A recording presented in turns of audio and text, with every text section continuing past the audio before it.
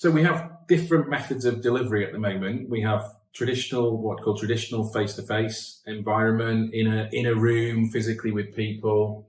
We have something that we started doing a few years ago is what's called live online. That's where you've got a group of people who are logging in through something like MS Teams or Zoom, or there's all sorts of different software out there. And then we have our self-paced and blended or hybrid learning, where there's a combination of some group work with some self-study. I've been really wrestling lately with whether or not there is a place anymore for live online. So I'd like to think I was a relatively early adopter of live online, to the extent that I've been running sessions online quite a long time before the pandemic came. So when the whole world switched to everything being online, that wasn't such a problem for me. I'd already been doing it.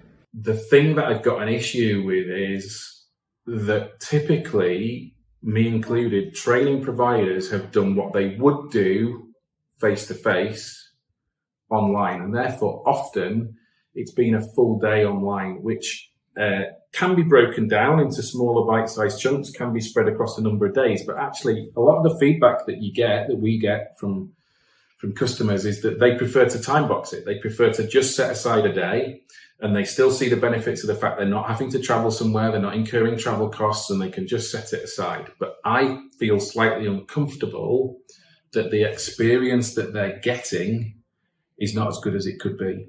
Because actually, in my opinion, it's too long.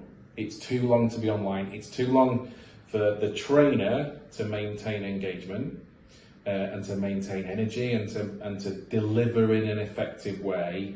There's not enough, whilst there are some fantastic tools online to mix up, doing polls, doing breakout rooms, doing whiteboards, doing this, doing that. Great. But actually, when you're an hour into a 6-hour session, you've already used all that kit bag. So how do you keep it different enough? And so it has been a necessary evil. And to be brutally honest, it's been a way that we've earned money through the pandemic. But I really start to question now whether it's something that we should offer. So I suppose my open-ended question is whether people think it's okay for training providers to still offer that option, because if a client wants it, then you provide what they want. Or should we take a stand and say, we're not doing that anymore. We're either offering you face-to-face or blended, hybrid, or self-study, because actually they are the most effective ways in which we think you can learn.